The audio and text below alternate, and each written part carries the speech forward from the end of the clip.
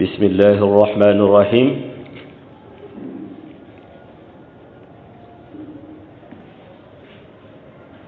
الحمد لله رب العالمين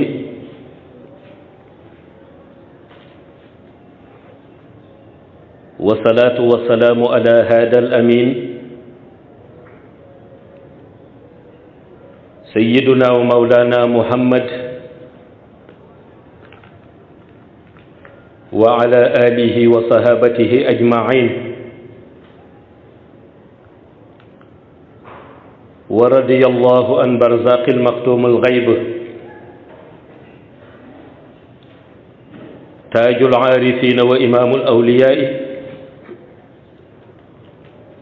سيدنا ومولانا شيخ أحمد بن محمد التجاني شريف رضي الله تعالى عنه. Assalamu alaikum. Assalamu alaikum.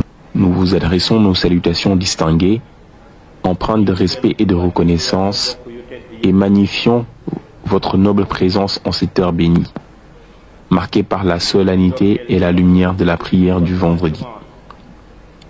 Nous rendons grâce à Allah, le Très-Haut, qui dit dans son noble livre: si vous êtes reconnaissant, très certainement j'augmenterai mes bienfaits pour vous. Surat Ibrahim, verset 7. Par cette parole sublime, il nous enseigne que la gratitude est une clé d'élévation et un secret d'abondance dans les faveurs divines. Nous renouvelons notre expression de ziyara envers le sceau des prophètes, le noble messager Mohammed, paix et salut sur lui, celui à travers qui tous les bienfaits auxquels peut aspirer l'être humain trouvent leur source. Car en vérité, Allah passe ses gens, passe ses grâces par la lumière du prophète, qu'il a établi comme médium entre sa miséricorde et la création. La prière du vendredi autour de laquelle nous sommes rassemblés aujourd'hui est une prescription divine d'une importance capitale. Y participer, c'est répondre à l'appel d'Allah, et c'est ainsi qu'il nous inscrit parmi les croyants véritables. Seul celui dont la foi est attestée, confirmée et agréée par Allah est interpellé par cette désignation singulière. Ô vous qui avez cru. Cela signifie que cette interpellation est réservée au cœur sincèrement ancré dans la foi. Lorsqu'Allah veut s'adresser à l'ensemble de l'humanité, croyant ou non, il utilise parfois l'expression « ô homme ». Et lorsqu'il veut s'adresser aux négateurs, ceux qui nient sa divinité et rejettent son autorité, il emploie alors « ô vous les infidèles ». Allah dit également au prophète Mohammed, paix et salut sur lui, que quiconque le conteste en réalité le Seigneur lui-même, car il rejette l'envoyé et par conséquent le message dont il est porteur. En effet, Allah dit: obéissez à Allah et obéissez à son messager. C'est exclusivement au prophète Mohammed, paix et salut sur lui, qu'Allah a enseigné la manière la plus pure et la plus agréée de l'adorer. C'est également à travers lui que la religion islamique a été transmise dans toute sa perfection par le biais de la prophétie, Nubuwa. C'est pourquoi il dit, je ne suis qu'un être humain comme vous, il m'a été révélé comme votre Dieu, il m'a été révélé que votre Dieu est un Dieu unique. Par cette déclaration, le prophète affirme sa nature humaine, mais en même temps, il souligne la distinction majeure qui le sépare des autres, la révélation divine, la prophétie qui coule en lui et qui est absente chez les autres. C'est en raison de cette élévation que le Très-Haut commande aux croyants: obéissez à Allah et obéissez aux messagers, car c'est en suivant le prophète qu'on accède véritablement à Allah. Allah a fait de Mohammed, paix et salut sur lui, un modèle de référence, un guide infaillible pour toute l'humanité. C'est pourquoi il dit à son sujet, et il ne prononce rien sous l'effet de la passion. Ce n'est rien d'autre qu'une révélation inspirée. Ses paroles, ses actes et ses orientations sont donc des émanations du divin, des reflets de la volonté suprême. Cette noble assemblée de prières peut être comprise à la lumière des trois dimensions essentielles. Une prescription divine, Il s'agit d'un ordre formel émanant d'Allah. L'obligation du serviteur dans ce contexte consiste à se conformer à l'injonction divine. Allah dit: ô vous qui avez cru, quand on appelle à la salate du jour du vendredi, accourez à l'invocation d'Allah et laissez tout négoce. Cela est bien meilleur pour vous si vous saviez. Par ce verset, Allah s'adresse encore une fois exclusivement aux croyants. Il s'adresse aux croyants en ces termes. Lorsqu'ils entendent l'appel à la prière du vendredi, ils doivent y répondre promptement, car il s'agit là d'un appel du divin. Le Coran enseigne que tout ce que vous accomplissez à ce moment précis doit céder la priorité absolue à la réponse à cet appel sacré. Cela signifie donc qu'il ne s'agit pas d'une simple recommandation, mais bien d'un ordre impératif, auquel il convient de se soumettre avec révérence et empressement. Le deuxième cadre qui légitime cette rencontre réside dans les retrouvailles entre musulmans, un acte fortement valorisé dans la tradition islamique. Allah a en effet enjoint aux croyants de s'unir et de se rassembler autour d'un même lien. Et tenez fermement ensemble au câble d'Allah et ne vous divisez pas. Ce câble est désigné comme appartenant exclusivement à Allah et il y pose une condition claire. Une fois que tu t'y es attaché, il ne t'est plus permis de le lâcher. C'est pourquoi, dans cette perspective, celui qui délaisse la prière du vendredi ou transgresse les consignes claires du prophète Mohammed, paix et salut sur lui, s'expose au risque de sortir du cadre de l'islam puisqu'il ne s'y maintient. Car il est possible pour une personne de se trouver dans la religion un jour, puis de s'en détacher, ce que l'on désigne par le terme de murtad, apostasie. Cette sortie peut se produire par des actes ou des paroles qui sont en contradiction flagrante avec le fondement de l'islam, avec les fondements de l'islam. D'où l'importance vitale d'y prêter une grande attention, bien que cela passe souvent inaperçu dans les sociétés musulmanes. C'est ainsi que de nos jours, on assiste à l'émergence de prétendus prêcheurs qui s'arrogent la parole religieuse sans légitimité ni fondement.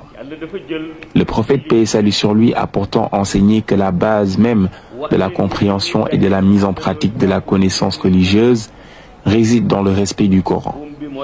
Il a affirmé que comprendre la science, c'est comprendre le Coran, et pratiquer la science, c'est respecter le Coran. Mais si l'on observe certains discours récents, délirants et erronés, tenus par des personnes se réclamant de l'islam, comme ce soi-disant prêcheur qui prétend suivre la voie Hanif, tout en manifestant une profonde méconnaissance d'Allah, on réalise que l'islam ne répond qu'à ceux qui se trouvent réellement dans la religion. Répondre à un homme extérieur à la religion n'a aucun sens, car l'islam ne reconnaît pas cette personne comme faisant partie de la communauté. L'islam, ses fondements solides et les enseignements du prophète Mohammed, paix et salut sur lui, montrent clairement que ce qui est pris en compte, c'est le sérieux de celui qui cherche à se perfectionner dans la foi, et non les paroles creuses de ceux qui en sont éloignés. C'est pourquoi répondre aux propos insensés d'un homme qui ne se trouve pas dans l'islam, c'est ignorer l'avertissement qu'Allah avait adressé au prophète en ces termes. Que tu les avertisses ou que tu ne les avertisses pas, ils ne croiront jamais. Et Allah ajouta en expliquant: Allah a scellé leur cœur, leurs oreilles et un voile épais couvre leur regard. Cela signifie que l'islam ne prend véritablement en compte que la parole de celui qui est armé du Coran et animé de la crainte d'Allah. Lorsque ces deux dimensions, le Coran et la taqwa, crainte d'Allah, constituent la base d'un individu, un comportement exemplaire devient exigible avant même toute action extérieure. C'est pourquoi le prophète, paix et salut sur lui, disait que le musulman doit s'efforcer d'adopter les comportements d'un bon croyant. Lorsque ses compagnons lui demandèrent ce que sont les comportements d'un bon musulman, il répondit que la première chose est le respect de soi-même, manifesté par la propreté corporelle. Le musulman doit se présenter propre, porter des vêtements décents et nets s'il aspire à se tenir en audience devant son Seigneur. Il poursuivit en disant que le musulman doit veiller à la propreté de tous les cheveux présents sur son corps. Lorsqu'on lui demanda à propos de ceux qui portent de longs cheveux, il répondit qu'ils doivent les peigner avec soin, jusqu'à ce qu'ils deviennent beaux, afin que lorsqu'ils se tiennent devant le Seigneur, ils soient reconnus comme des serviteurs respectueux de la majesté divine. Ainsi, tous ces enseignements du prophète montrent l'importance de la propreté, de l'élégance et du respect de la présentation, surtout lorsqu'il s'agit de se tenir devant Allah. Il disait en substance, le respect que tu as envers une autorité terrestre lorsque tu es invité par elle doit être surpassé lorsque c'est Allah lui-même qui t'accorde une audience à travers la prière. C'est pourquoi le prophète, paix et salut sur lui, affirmait que quiconque Allah veut gratifier des bienfaits de l'au-delà, il le guide d'abord sur le droit chemin dans cette vie.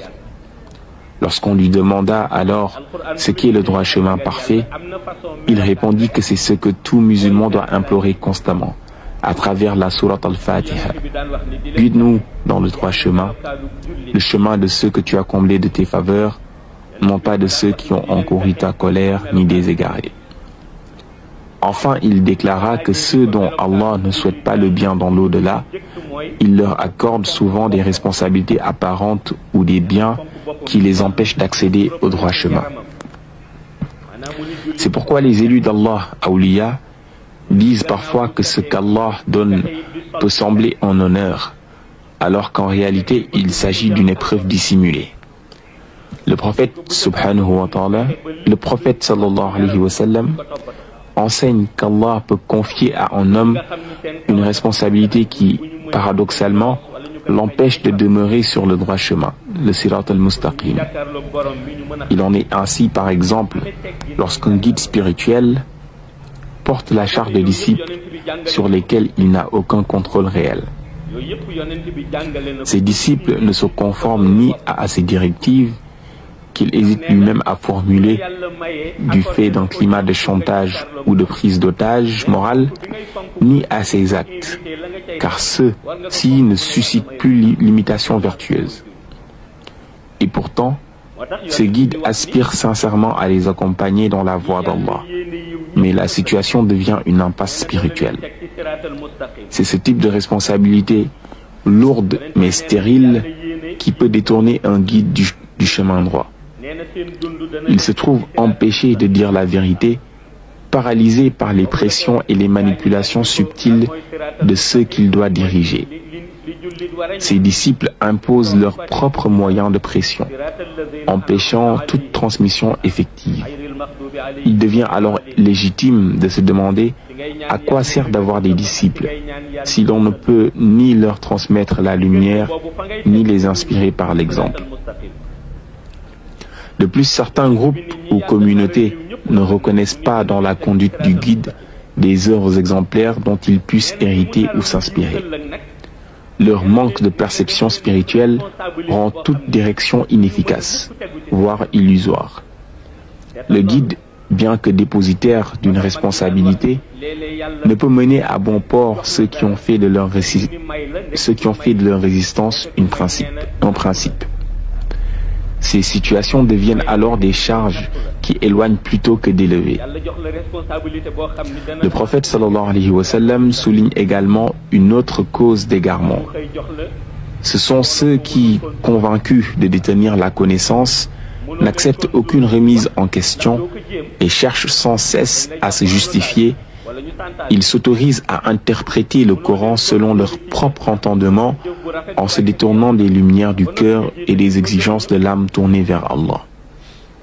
Ils ne parlent pas à partir du lieu où les âmes attendent la guidance, ni à partir de la profondeur où les cœurs se recueillent dans l'adoration. Leur discours est souvent intellectualisé, prétentieux, dépourvu d'humilité et ne se traduit pas en actes.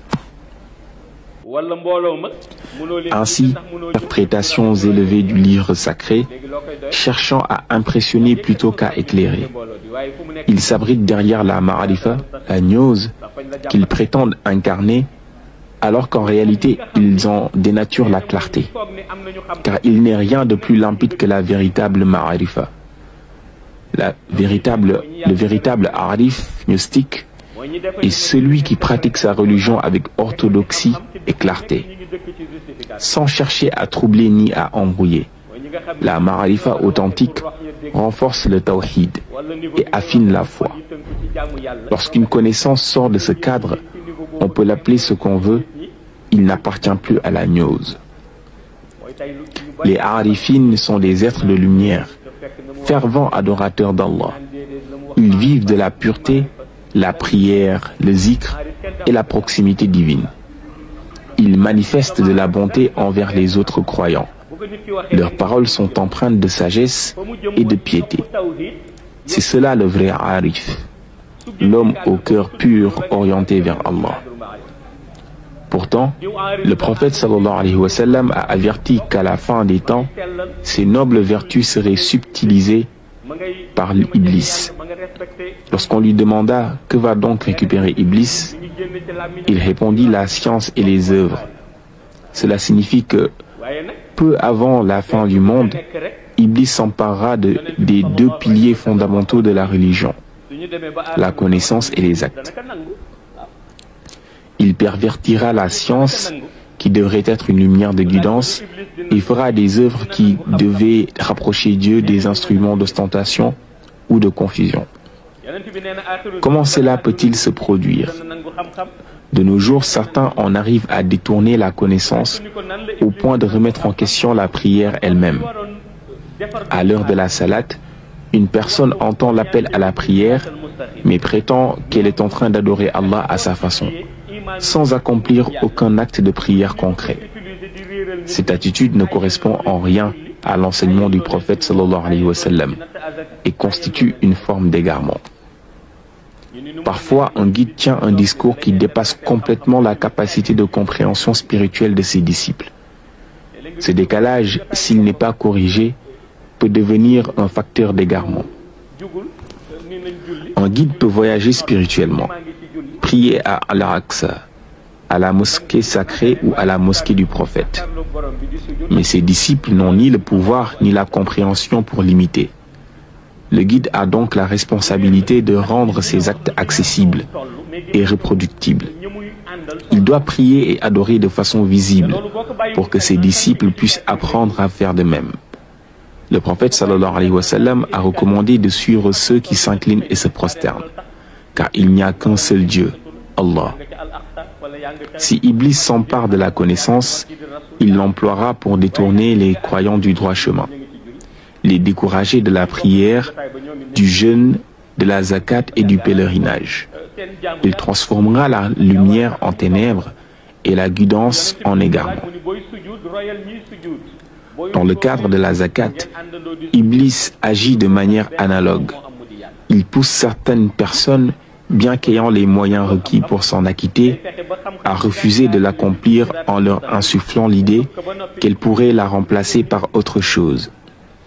Ce subterfuge ne repose sur aucune légitimité religieuse, mais constitue en réalité une ruse d'Iblis visant à détourner les croyants de leurs obligations.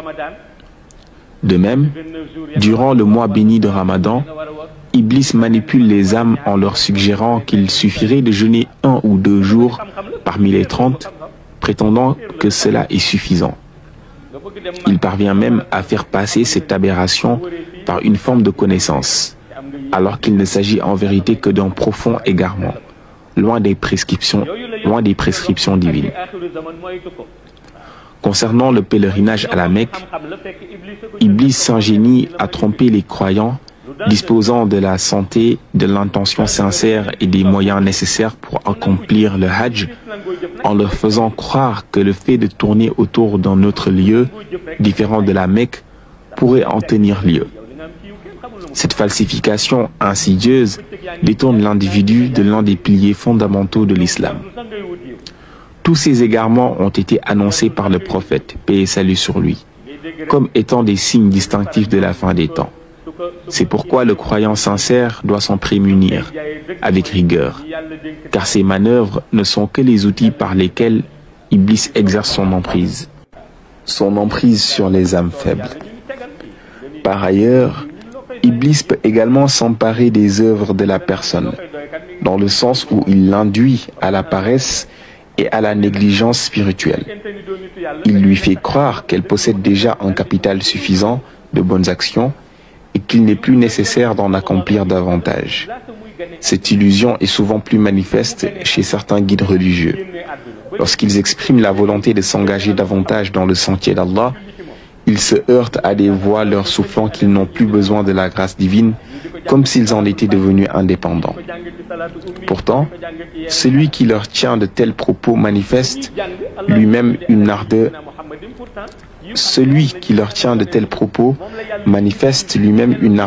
dans ce même sentier. Si l'on n'est pas un élu d'Allah, on risque de le croire, tombant ainsi dans le piège, alors que la vérité demeure que les bonnes œuvres ne sont jamais suffisantes et que nul ne saurait prétendre en être comblé.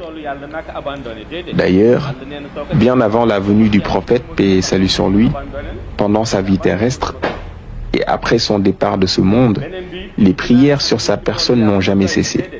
Salli ala Muhammadin, est répétée quotidiennement par des millions de croyants.